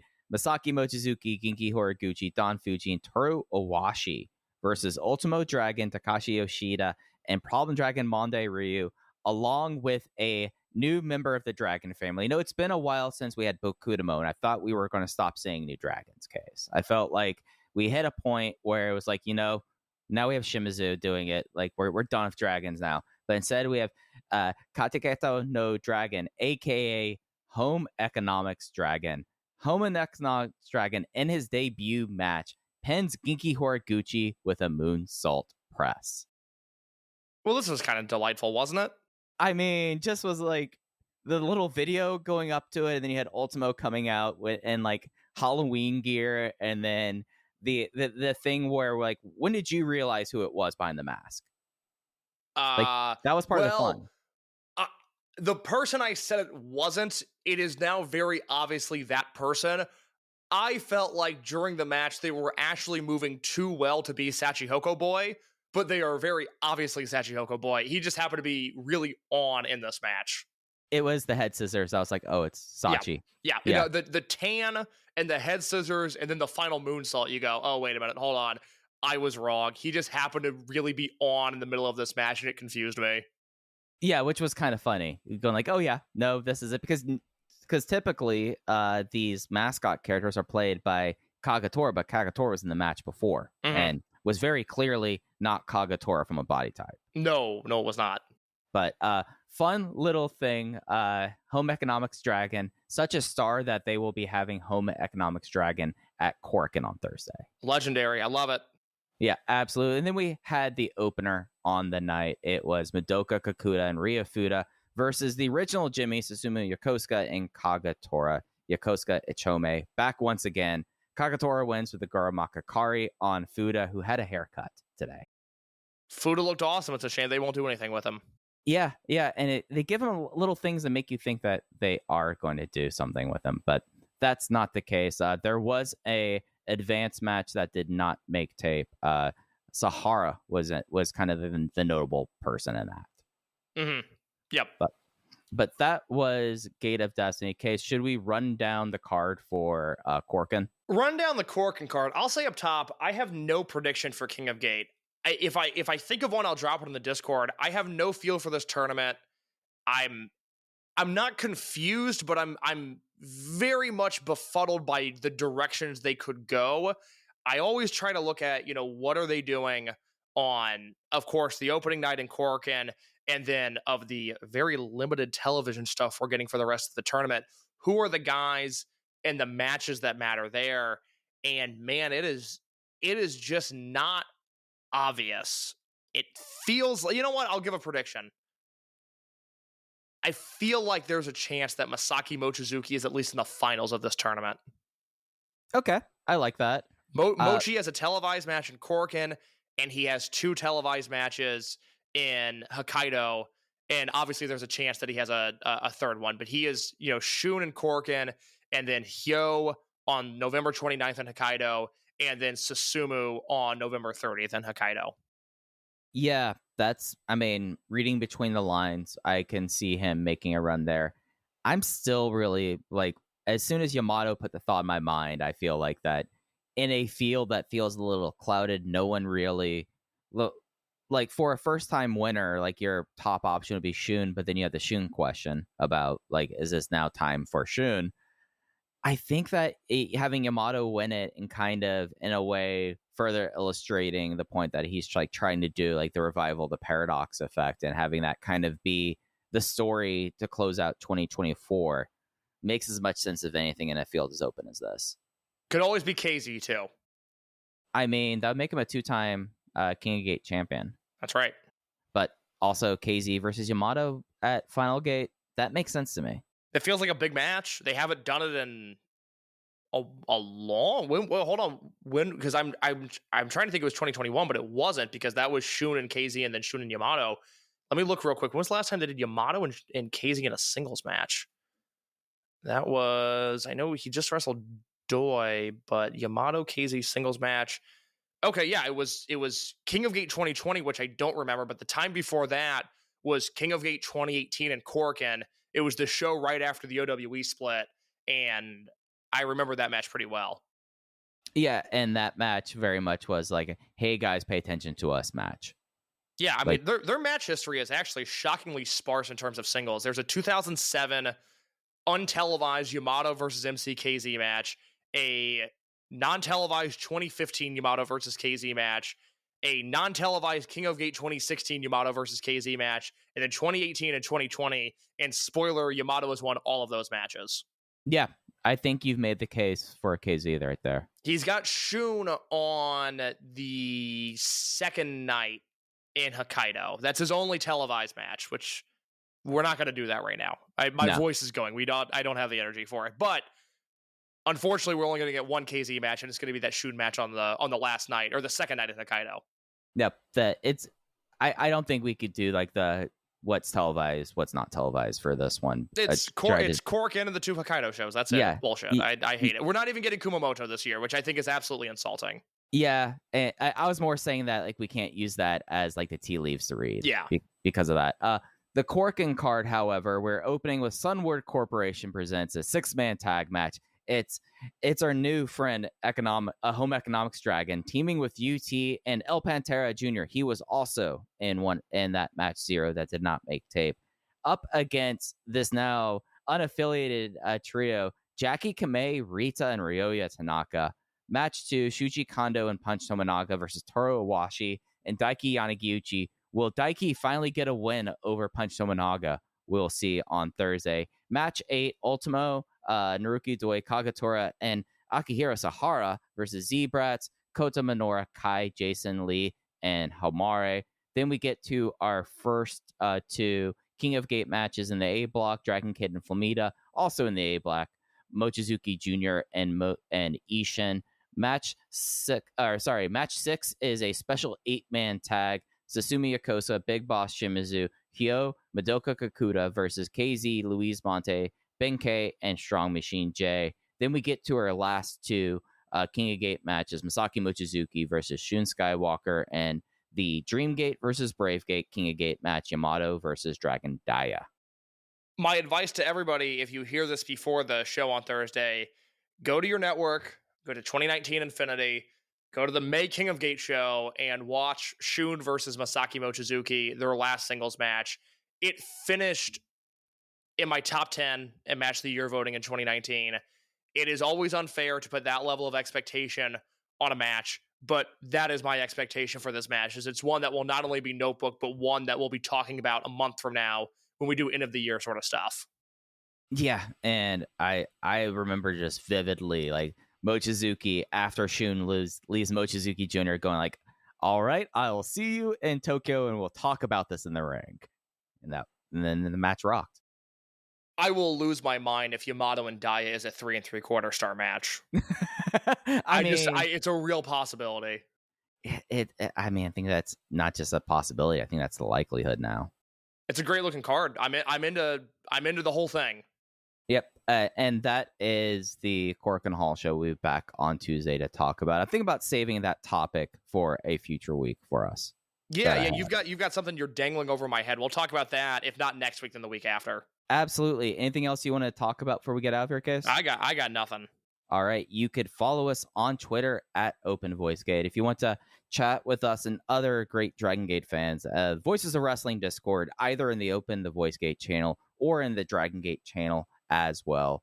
Case is at _ in your case. I'm at Fujiheya. Thanks for listening to VoiceGate. We'll be back with you next week. Take care. Hi, I'm Andrew Rich. And if you're like me, you look at the state of modern wrestling discourse and think, wow, what a cesspool. That's why I'm here to tell you about Music of the Mat Remix. That's right, your favorite wrestling music podcast is back with a new format, where I bring on a guest and we play songs related to wrestling-themed topics. It could be a wrestling reference, a wrestling concept, a wrestling pun, things of that nature. Now you might be saying, Andrew, that is a very, very tenuous connection to pro wrestling on a wrestling podcast network. Is this just an excuse to hang out with your friends and talk about music and ignore the rest of the wrestling landscape? Yes. Yes, it is. So listen to Music of the Mat Remix on the Voices of Wrestling Podcast Network, available on Apple, Spotify, or your podcast player of choice. At Kroger Pharmacy, CARE is making it easy to get vaccinated. CARE is helping you stay protected from flu, COVID, and RSV. Seasonal vaccines are available 7 days a week with evening hours. CARE is giving you a shot at staying healthy this season. Walk in whenever is best and get multiple vaccines in one visit at your local Kroger Pharmacy. So come and get the protection you need while protecting those around you. Kroger Health, a world of care is in store. Visit Kroger.com/vaccines for more. Restrictions and exclusions apply. See site for details.